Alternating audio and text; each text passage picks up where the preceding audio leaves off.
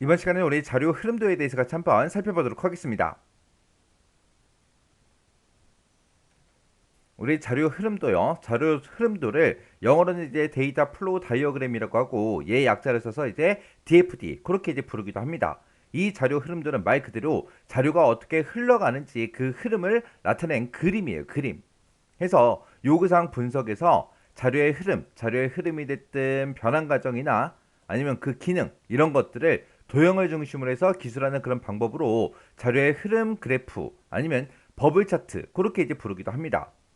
그래서 예를 들어서 지금처럼 이런 거요. 자, 자료 흐름도를 지금처럼 그림으로 그리게 되면 이렇게 이제 그려볼 수 있습니다. 만약에 학생의 성적이 이제 입력이 됐어요. 그러면 이제 학생 정보라는 그 저장소에서 그 학생의 데이터를 쭉 가지고 오겠죠. 가지고 와서 이제 성적 처리를 해요. 성적 처리를 하고 나서 그걸 가지고 이제 성적표를 이제 출력해주는 그런 자료 흐름도요. 이런 자료 흐름도를 가지고 시스템 안에서 프로세스랑 이제 자료 저장소 그 사이에서 자료의 흐름을 나타내는 그런 그래프로 자료의 흐름과 처리를 중심으로 하는 구조적 분석 기법에 이용되는 게 우리 자료 흐름도입니다. 그래서 이 자료 흐름도는 자료의 흐름과 기능 얘네들을 이제 자세히 표현하기 위해 단계적으로 이제 세분화됩니다. 자료는 이제 어떤 특정 처리를 거쳐서 변환될 때마다 새로운 이름이 이제 부여되고요. 그리고 처리는 입력 자료가 발생하면 어떤 기능을 이제 수행한 후에 출력 자료를 이제 산출합니다. 그때 이제 이 자료 흐름도라는 그림을 그릴 때는 크게 네 가지가 이제 사용이 됩니다. 자료의 흐름과 기능을 우리가 프로세스, 그리고 자료의 흐름, 그리고 자료 저장소, 그리고 단말 이렇게 이제 네 가지 기본 기호로 우리가 이제 표시를 합니다. 자, 그럼 이 네 가지 기호 좀 살펴보자고요.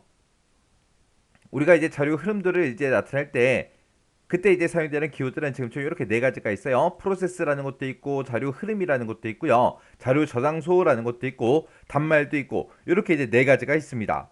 지금 얘네들의 이제 각각 이제 기호를 이제 나타낼 때 그때 이제 표기법이 지금처럼 이렇게 두 가지가 있어요. 유돈티 매크로라는 게 있고요.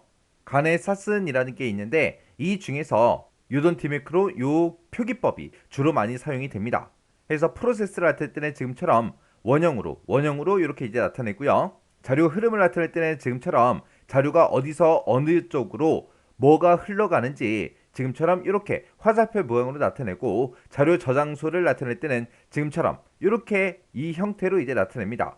그리고 이제 단말을 나타낼 때는 지금처럼 사각형 안에다가 이렇게 이름을 이제 기입해 주면 돼요.